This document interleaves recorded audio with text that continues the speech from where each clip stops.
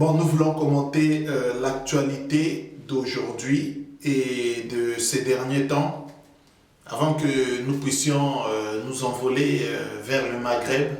Je veux parler du dialogue intercongolais. On parle du dialogue intercongolais. On ne parle pas du dialogue rwando-congolais ou bien burundo-congolais ou je ne sais quoi, mais on parle du dialogue intercongolais. Donc il est inconcevable que nous, Congolais, nous puissions nous asseoir sur la même table avec les Rwandais et discuter des problèmes qui concernent le peuple congolais et la nation congolaise. Ça, c'est inacceptable. Nous déconseillons formellement aux gens qui se disent combattants, démocrates et qui se battent du jour au jour pour le Congo, qui voient comment les Rwandais ont occupé notre pays, qui voient comment les Rwandais sont en train de torturer la population sous la bénédiction de Kabila, Kanambe Hippolyte, et qu'on puisse nous convaincre, nous Congolais, de nous asseoir sur la même table, discuter des problèmes du Congo. Qu'est-ce que cela veut dire? Cela veut dire qu'on appelle les démocraties telles que les pays tels que les États-Unis, la France, à discuter avec les terroristes. Alors, bon, si cela n'est pas possible dans le langage des Occidentaux, on ne peut pas négocier avec les terroristes, pourquoi nous, Congolais, nous devons nous asseoir sur la même table que les Rwandais pour discuter des problèmes du Congo, alors que ces gens ont détruit la population, alors que ces gens ont tué le pays, ont détruit le pays, des infrastructures du pays, nous ne pouvons pas accepter cela. Donc pour nous, il est clair, nous ne participerons pas au dialogue intercongolais. Nous ne reconnaissons pas le dialogue intercongolais avec Hippolyte Kanambe et son gouvernement et ces Rwandais sur la même table que les Congolais. Voilà, donc je pense que là-dessus, nous sommes bien d'accord. En ce qui concerne les déclarations du général Jean-François Dengue, directeur général de la police congolaise, que je connais bien, je pense qu'il y a deux aspects dans ce problème.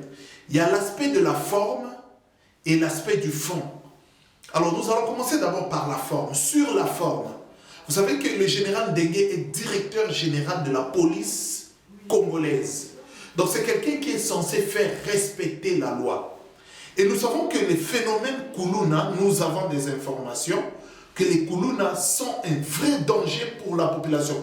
Que ce soit au Congo-Kinshasa, que ce soit au Congo-Brazzaville. Alors, les Kuluna sont des véritables dangers. Ils massacrent dans la population. Ils tuent, ils violent les femmes. Ils sont exactement comme les Rwandais, puisque les Kuluna ont été créés par Hippolyte Kanambe Kabila. Aujourd'hui, la police, que ce soit à Kinshasa ou à Brazzaville, doit se battre pour éradiquer ce phénomène. Bon, coup de bref, on ne peut pas éradiquer ce phénomène tant que Kabila est encore là. Parce qu'une fois qu'on arrêtera Kabila, qu'on mettra fin à son règne, vous verrez que tous les problèmes vont se résoudre. Dans la forme, le général Jean-François Dengue a droit de réprimander ces voyous et ces bandits. Mais ce qui est un peu difficile, c'est dans le fond. Nous savons que tous ceux qui sont soumis à des responsabilités, que ce soit politique, que ce soit civil, que ce soit religieuse, ils sont soumis à des devoirs de réserve, tant linguistiques qu'au niveau du comportement. Donc, ça veut dire que le général Dengue a eu vraiment tort de dire que nous allons les tuer parce que la police est là pour arrêter et livrer les voyous à la justice pour que la justice les condamne, pour que la justice les sanctionne. Bien, donc le général Dengue, il s'exprime comme un bourreau jusqu'à prononcer des mots comme ces Aïrois, nous allons les tuer. Ça, c'est condamnable, on le dit clairement. Et je pense que c'est des déclarations auxquelles il faut faire très attention parce que ces déclarations risquent de créer un certain préjudice qui peut pousser la police congolaise de Brazzaville à commettre un génocide à l'égard du peuple congolais de la RDC. Je donne un exemple. On arrête un Congolais de la RDC qui a volé même un morceau de pain. Un policier congolais tombe sur ce Congolais de la RDC, mais il peut lui tirer une balle dans la tête. Parce qu'il peut le considérer comme un Koulouna. Donc c'est des déclarations que nous condamnons fermement. Et je souhaite quelques excuses parce que ces déclarations sont d'une gravité extrême. Voilà. Donc moi je pense que tous ceux qui sont responsables doivent être prudents dans leurs déclarations. À propos des femmes qu'on a déshabillées et que nous avons vues tous dans les médias, le forum, moi, je pense que ce comportement relève d'une certaine gravité et d'un voyoutisme à l'égard de ces mamans. Il y a deux aspects. D'abord dans la forme aussi, je reviendrai sur le même. La forme et le fond. Dans la forme, si c'est des femmes qui sont là pour la prostitution, si la loi congolaise interdit la prostitution, eh bien, il appartient aux forces de l'ordre que constitue la police nationale d'arrêter ces femmes et de les livrer à la justice. Mais nous sommes en présence d'une garde républicaine qui est constituée de militaires qui sont là pour défendre la patrie et la nation. C'est extrêmement compliqué. Nous ne sommes pas en face d'un pays bien structuré.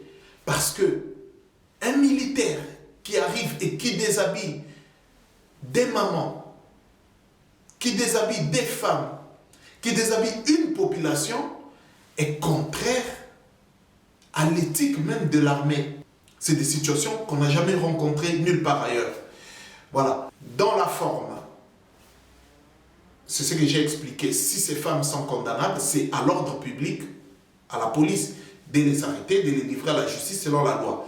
Mais dans le fond, les militaires qui agissent comme des policiers, on ne peut pas tolérer ça. On ne peut pas tolérer cette situation. Ce qui est aussi très difficile à accepter, c'est que nous avons entendu, certains disent, maman, Longola Bilamba, d'abord, appeler une femme maman, c'est un signe de respect. On prend la femme en respect. Mais quand on lui dit d'abord encore de se déshabiller, c'est comme si on faisait déshabiller sa maman. Donc, dans le fond, c'est une situation que nous condamnons fermement. Et je pense que de telles situations, qu'on le veuille ou pas, laisseront des séquelles à l'avenir. Parce que c'est une situation humiliante.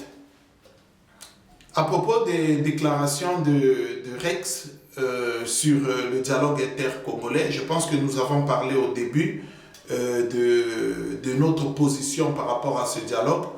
Mais je pense que nous devons aussi être prudents parce que si nous voulons incarner le futur congolais, le futur Congo, nous devons respecter les bases de la démocratie. Monsieur Rex Kazadi a tout à fait le droit d'exprimer sa position par rapport à une situation. Nous sommes des démocrates et la démocratie impose que chacun puisse s'exprimer librement. Et si nous avons une contre-position, nous donnons à ce moment-là notre contre-position. Pas insulter, pas faire des menaces à l'égard de telle ou telle personne qui a une position. Nous sommes appelés à débattre. Si Rex Kazadi veut participer au dialogue intercongolais, il a tout à fait le droit de penser comme cela lui semble bon. Ce n'est pas ma position, et d'autant plus que ce n'est pas pour ça que moi, je serai son ennemi. Nous sommes tous des Congolais, nous nous battons pour le Congo. Il a sa position, moi j'ai ma position, nous nous rencontrons, nous serons là, comme tous les Congolais qui se battent pour la RDC, et nous savons que nous sommes appelés à dialoguer tous ensemble. Vous savez, moi j'appelle toujours le consensus. Hein. Si nous sommes dans le consensus, nous allons réussir. Donc voilà, c'est au fond ça, c'est que je voulais m'exprimer avec vous aujourd'hui. Et je pense que à notre retour du Maghreb, nous aurons à mettre en place une bonne structure qui va nous pousser à foncer dans la contestation qui est la nôtre, pour le bien de tous les Congolais et pour les biens de la nation congolaise qui est notre patrie. Voilà, je souhaite vraiment des bonnes vacances à tout le monde. Soyez sages. Pour tous ceux qui sont fichés à l'ANR, évitez le Congo. Et un mot que je voulais dire, et à notre retour, nous allons réclamer toujours la libération de Joe Mindongala et de tous les prisonniers politiques qui sont dans les prisons dégueulasses de la République démocratique du Congo. Que Dieu vous bénisse. Bonne vacances à vous.